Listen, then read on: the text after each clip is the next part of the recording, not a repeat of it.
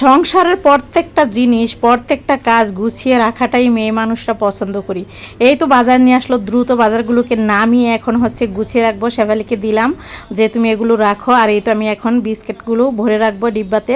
3 packet biscuit আনা হয়েছে, এখানে আমি 1 প্যাকেট শেয়ার করছি। যে ডিম আনা হয়েছে, ডিমও শেয়ার করিনি, তো ডিমের সাথে ছিল, তো ওগুলো আমি এখন হচ্ছে ভরে নিব। আর এই তো দুধটা ভরে নিলাম, আবার বিস্কিটগুলো আমি এখন এক এক করে ভরে নিচ্ছি। তো এখন এগুলোকে গুছানোর পর আমি হচ্ছে ডিমগুলোকে ধুয়ে নিব। এই তো ডিব্বাতে দুধ ভরে নিলাম, বিস্কিট ভরে নিলাম, ডাল ভরে নিয়েছি। এখন হচ্ছে মিনি পুকুরে চলে আসলাম। এই তো সুন্দর করে একটা মিনি পুকুর সাজিয়ে ফেললাম, যেন আপনারা দেখে একটা তৃপ্তি পান। দেখুন তো ফুল টুল দিয়ে তারপর হচ্ছে চলে আসলাম ধোয়ার জন্য। আসলে আমি অনেক দিন ধরে আমার গাছের ফুলগুলো নিয়ে খুব দুষ্টমি করতেছি, আপনারা আমার ভিডিওতে দেখতেছেন। কারণ বিকেলের দিকে এগুলো নষ্ট হয়ে যায়, তো এত সুন্দর ফুলগুলো নষ্ট করলে হবে? তো এই জন্য হচ্ছে আমি আবার তুলে ফেলি, সন্ধ্যার দিকে এগুলো তুলে ফেলি। তো এখন ধুয়ে নিলাম, আর শুকিয়ে গেলে তখন আমি আবার ফ্রিজে রেখে দিব। অবশ্য যখন আমি ধুয়ে নিয়েছি কিছুক্ষণ পর ফ্যানের বাতাসে রেখে দিয়েছি, শুকিয়ে যাওয়ার পর এখানে নিয়ে আসলাম। নিয়ে আসার পর গুছিয়ে রাখবো।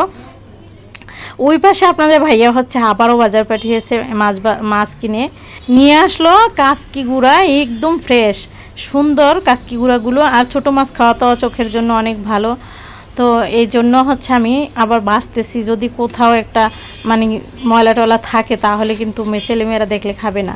তো এই মাছের ভিতরে অনেক সময় মানে পাতলা ধরনের চুল আঁশ এরকম ধরনের কিছু একটা থাকে, গুঁড়া মাছ তো। তো এই জন্য ভালো করে বেছে নিতে হবে যেন কোনো কিছু না থাকে। এক এক করে আমি সব সময় হাতের তলাতে নিয়ে তারপরে এক এক করে বেছে নিই। এরকম করে আমি 2-3 বার বাছার ভালো দেখার পরও আমি বেছে নিই। তারপর ভালো করে লবণ দিয়ে কচলিয়ে ধুয়ে নিই। এই তো শাক নিয়ে আসছে, শাকটা মনে হয় তিতো হবে। শেফালি ওই পাশে রসুন ছিলে দিচ্ছে, আর হচ্ছে পেঁয়াজ আদা এগুলো থেতু করা আছে, অন্য কাজে ওগুলো ব্যবহার হবে, রান্নার কাজে না। যাই হোক, এখন হচ্ছে আমি পাট শাক এই মাছগুলো আর কি ধোয়ার পর পাট শাক বেছে নিব। তো শেফালিকে দিয়ে রসুন আর পেঁয়াজ আর আদা এগুলো থেতু করাইতে হচ্ছে আমি ওই যে প্রাকৃতিক উপাদান দিয়ে আমি মাথার তেল বানাবো। এই জন্য ওকে বললাম যে তুমি এগুলো কেটে দাও। আর অলরেডি আমি সেগুলো গুছিয়েছি, সেই ভিডিওটা আমি শীঘ্রই নিয়ে আসব। তেল কিভাবে বানালাম প্রাকৃতিক উপাদান দিয়ে, তো সেগুলো শেয়ার করব। সেটা নিয়ে আমি আলাদা একটা ভিডিও দিব।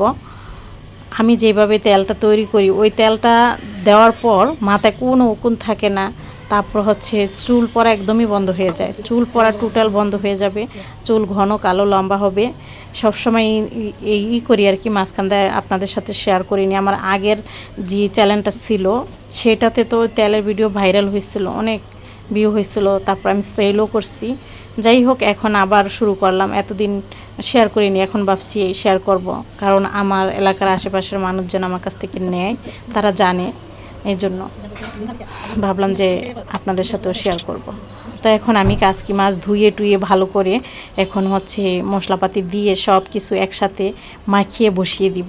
এইভাবে এই গুঁড়া মাছ রান্না করলে খেতে ভালো লাগে, একদম ঝোল থাকবে না, শুকনো শুকনো থাকবে। তো দিয়ে দিলাম সমস্ত মশলাপাতি দিয়ে, এভাবে আদা রসুন সমস্ত মশলাপাতি দিয়ে মাখিয়ে এখন আমি বসিয়ে দিব। এই ইদানিং কি বলবো কারেন্টের কথা, সেগুলো আর ভুলে লাভ নাই।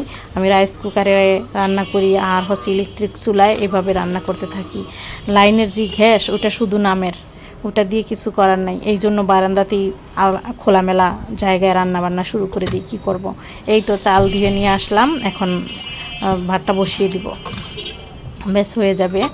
আর অন্য যে রান্নাগুলো সেগুলো আমি এখানে করে ফেলবো, এক এক করে আপনাদের দেখিয়ে দিব।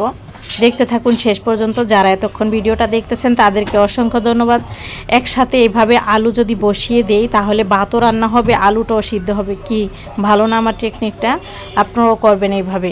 অনেক সময় আমরা ভুলে যাই যে এটাতে আলু সিদ্ধ যে করা যায়, ডিম সিদ্ধ করা যায়, তো সেগুলো ভুলে যাই। আসলে আপনারা এইভাবে ট্রাই করবেন, এতে করে কারেন্ট বেঁচে যাবে, সমস্যা হবে না, দ্রুত হবে। তো এই তো আমি ধনিয়া পাতা দিয়ে দিচ্ছি। খালি সাউন্ডের জন্য কতবার যে ভয়েস করতে হয় কি বলবো।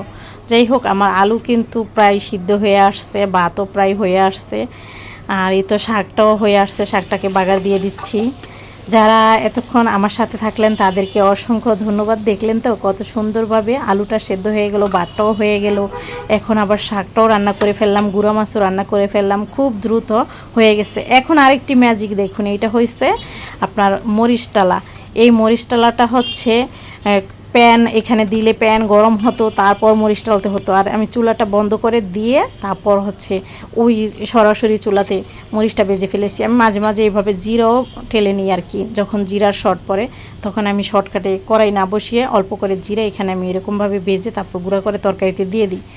থাকে না অনেক সময় জিরার গুঁড়া, নিজেরা করি তো এই জন্য অনেক সময় শর্ট পড়ে যায়, মনে থাকে না, যার কারণে রান্নাবান্না শেষ করে এখনই ছেলে মেয়েকে ডাকতেছি যে তোমরা খাবার খাও। আর এই তো আমি এখন এগুলো পাকের রুমে রেখে দিব। ওই যে আগেরগুলো শেষ না হতে হতে আবারও নিয়ে আসছে, কি বলবো।